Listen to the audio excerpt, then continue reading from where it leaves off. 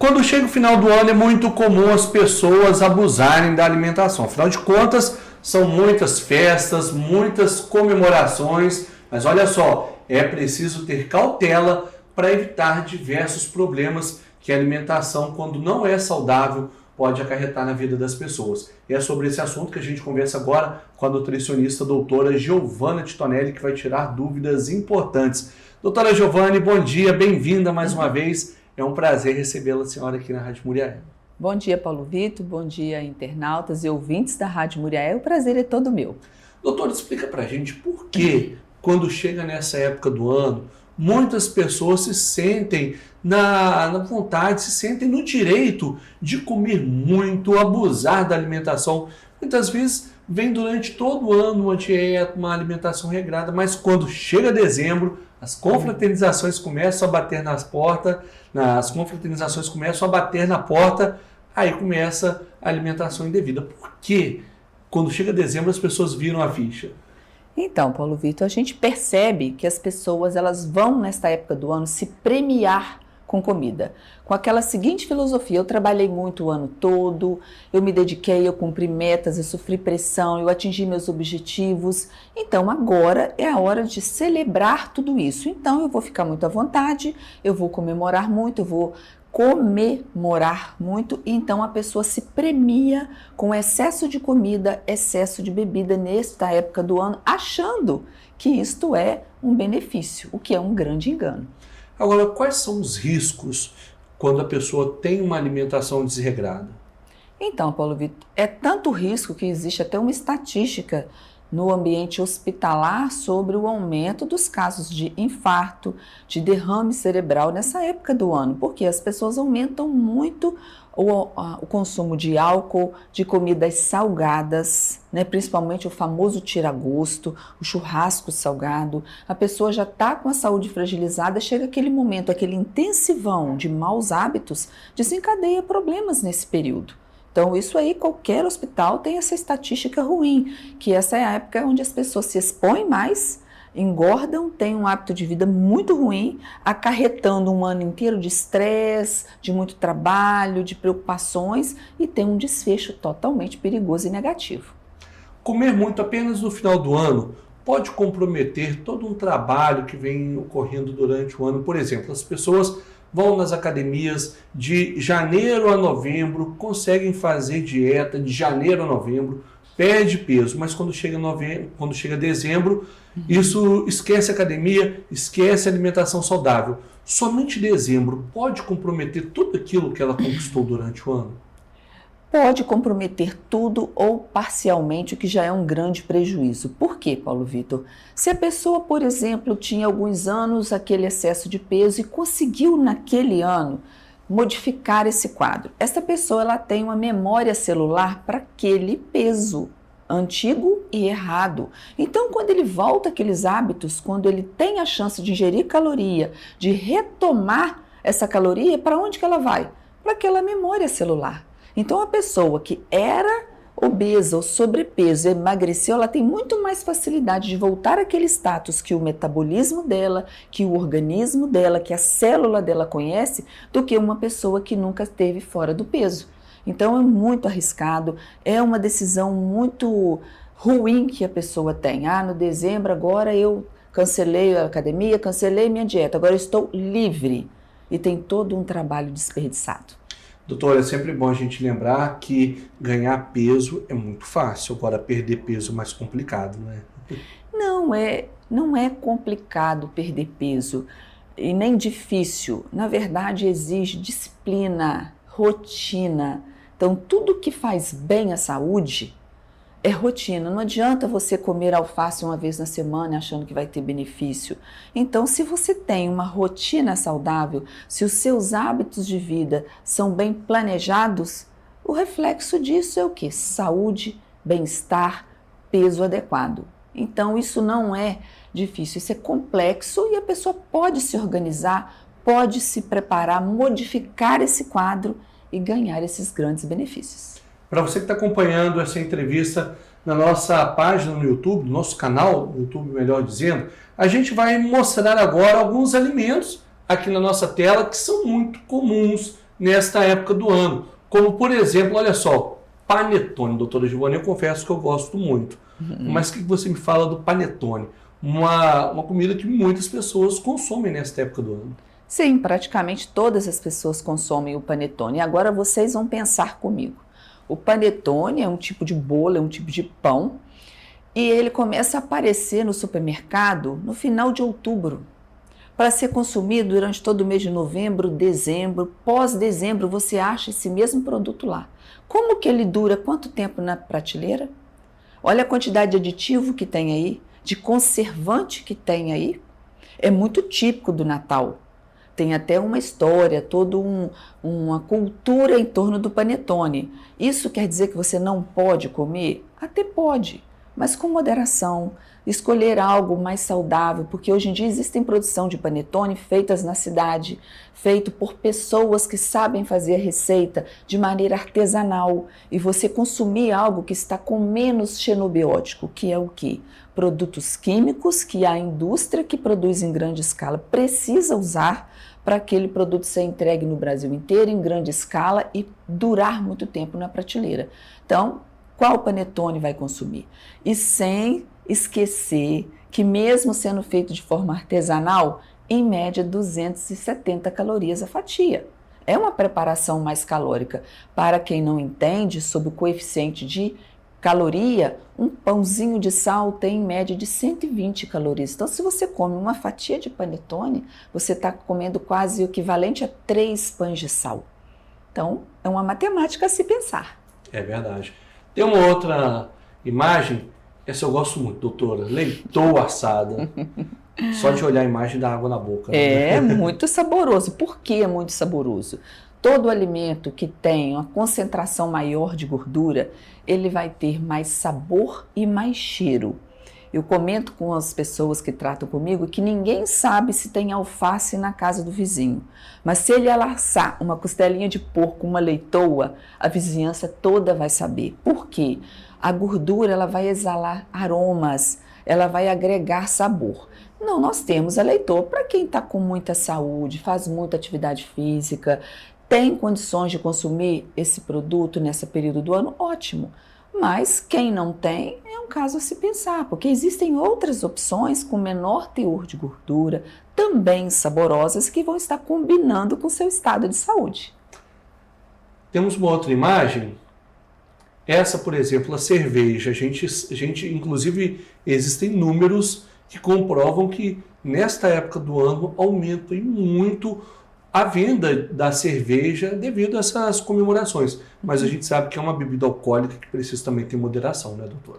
Sim, essa questão que a gente falou no início da entrevista da premiação, essa é uma das formas de se premiar, relaxar, você se sentir mais à vontade no ambiente social, curtir usando bebida alcoólica para isso. O que acontece com a cerveja? Ela não é uma bebida ruim, ela é uma bebida mais calórica, porque ela tem 4% em média de álcool, ou seja, comparada a uma vodka, uma bebida destilada que tem em torno aí de 40%, ela é uma bebida que se toma em grande volume. Ela te dá liberdade de ingestão de grandes quantidades. E aí, na quantidade, você ingere muita caloria. Então, Muriaé é uma cidade quente, a nossa região é um lugar muito quente, que propicia, muito adequado para o consumo da cerveja. E nessa época do ano, das festas, comemorações, confraternizações, amigo culto, as pessoas fazem o quê? Como que você vai tomar uma bebida quente, um vinho tinto, com esse calor de Muriaé? Chega a ser cultural na nossa região.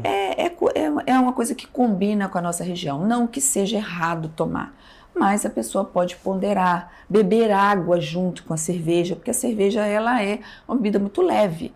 Então ela vai se hidratar, achando que está se hidratando ao mesmo tempo que está tomando a cerveja, mas isso não é verdade, porque o álcool desidrata.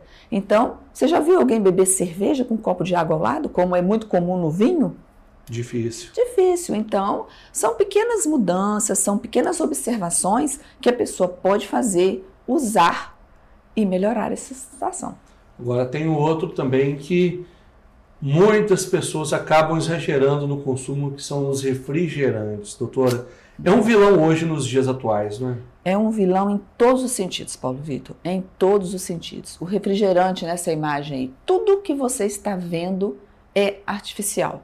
Essa cor, o sabor, a água que tinha ali, ela já ficou uma água que não está própria mais, porque ela está conectada a uma série de substâncias cancerígenas, inflamatórias e que jamais deveriam estar dentro do nosso corpo e nas nossas células. Só que existe uma permissão, existe uma campanha, uma publicidade, uma acessibilidade. Uma garrafa de refrigerante é incrivelmente mais barato do que uma jarra de suco.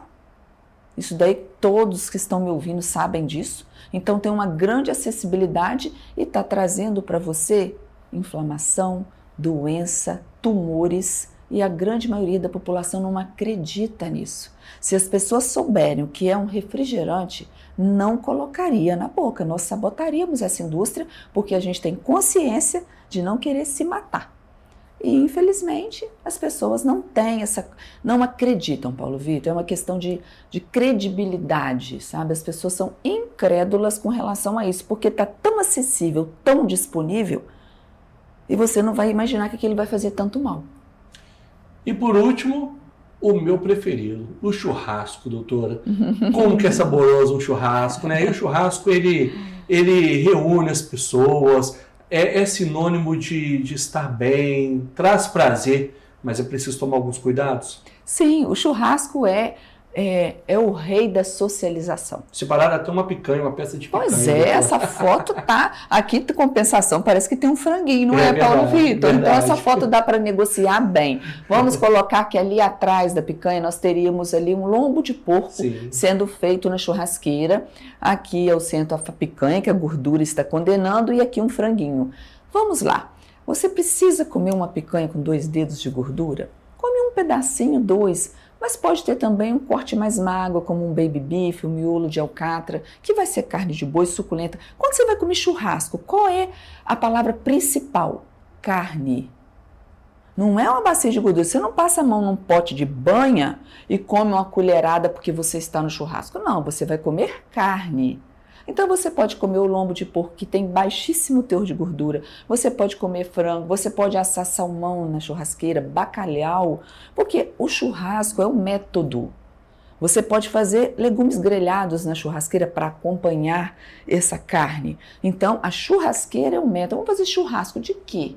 Então você pode fazer um mix de escolhas, que inclusive tem a picanha gordurosa, que faz parte, que tem seu sabor, tem seu glamour. Diz pra mim, o que está realçando mais nessa foto? A picanha. A picanha, o dourado que essa gordura dá. Mas e se aí você vai comer 2, 3, 4 horas? Uma coisa importante de pensar, Paulo Vitor, ninguém faz churrasco com 30 minutos, 1 hora. Você senta num restaurante para comer uma refeição completa, você fica ali 1 hora, 1h30. Você come a entrada, o prato principal e quem quiser sobremesa. Churrasco não acontece com menos de 3, 4, 5, 6 horas. Então você imagina se você faz uma seleção de escolhas, até mesmo para ficar variando o sabor, e a cada momento você está consumindo um tipo de produto feito na churrasqueira que no final das 5, 6 horas de churrasco você não teve prejuízo, você curtiu, socializou, se divertiu, se alimentou sem causar um grande prejuízo para a sua saúde. Uma outra questão que eu vejo no churrasco, que dificilmente você vai para um churrasco que só come carne. Tem ali a farofa, tem o pão com alho e tem outros ingredientes, tem outros alimentos que também é rico em calorias, né, doutora? Sim, mas tem uma ali que é presente em todos e que não é. Você não o citou aí, que é o vinagrete. O vinagrete. Então, verdade. O vinagrete ele é constituído de quê? Para a gente analisar a caloria dos alimentos, a gente tem que se perguntar de onde ele veio. Então, qual é a fonte? O vinagrete ele é feito com os vegetais, as hortaliças aéreas, tomate, cebola e pimentão, temperado com um pouco de vinagre. Vinagre é um excelente alimento, inclusive, e um pouco de azeite. E nunca o vinagrete é salgado, porque se o churrasco tiver salgado, o vinagrete ajuda a tirar um pouco desse sal. Então, o vinagrete é à vontade. E você tem que tomar um controle com a farofa e o arroz, porque afinal de contas, Paulo Vitor, farofa e arroz pode ter qualquer dia na sua casa. O churrasco é no dia especial. Verdade. Então, foca a sua caloria no vinagrete e nas carnes que você mais gosta, controlando a quantidade de gordura. Sendo assim, você vai conseguir um desfecho melhor. Doutor, a gente falou sobre alimentos que têm um alto índice calórico, que são muito consumidos nessa época do ano. Agora, dá umas orientações, passa algumas dicas de alimentos saudáveis que podem ser consumidos nessas festividades que a gente vai começar a entrar agora em dezembro. Então, do churrasco eu já fiz aí algumas alternativas sobre esse misto de produtos para consumir na churrasqueira. Assados para o Natal, por exemplo, a pessoa, ao invés da leitoa, pode assar o tradicional também peru de Natal, que vai ter uma quantidade de gordura muito inferior à leitoa, e o lombo de porco também. Ele dá um trabalho lindo, dá uma preparação linda para o Natal, com teor de gordura incrivelmente inferior à leitoa. Eu como o Chester, que é muito comum nesse período também, que nada mais é um frango com um peito maior, que ele é muito preparado para essa época do ano, e são escolhas muito saudáveis. E com um acompanhamento também saudável. Legumes, hortaliças, decorando, colorindo aquele prato e agregando muito valor nutricional. Vale a pena cuidar da saúde, doutora? Gente, a saúde é vida. O que a gente mais precisa? Estar vivo. Estar vivo bem, com saúde, com disposição, podendo fazer tudo o que você quer na sua vida. Então, para isso, a gente precisa desse principal pilar que é a saúde. Então, a gente tem que cuidar. Isso é uma responsabilidade individual. Ninguém é responsável por isso para outra pessoa. Então, o autocuidado, o amor próprio, a gestão da sua saúde é sua responsabilidade. Então vamos adquirir conhecimento, vamos aprender, vamos fazer uma consulta nutricional e saber de um profissional que entende como é a minha alimentação nesse período da minha vida, nesta idade, com o tipo de trabalho que eu faço, com o tipo de estresse que eu tenho. Então é maravilhoso você poder se cuidar e poder usufruir de uma vida mais feliz, porque você tem essa característica. Tá certo. Doutora Giovana, mais uma vez, muito obrigado pela sua participação aqui na Rádio Muriaé. É um grande prazer poder contribuir com conhecimento, trazer informação e estar aqui com vocês. Eu que agradeço. E vamos nos cuidar, pessoal. Dezembro está aí, mas a nossa saúde é muito mais importante. E a gente segue com a nossa programação aqui na Rádio Muriaé.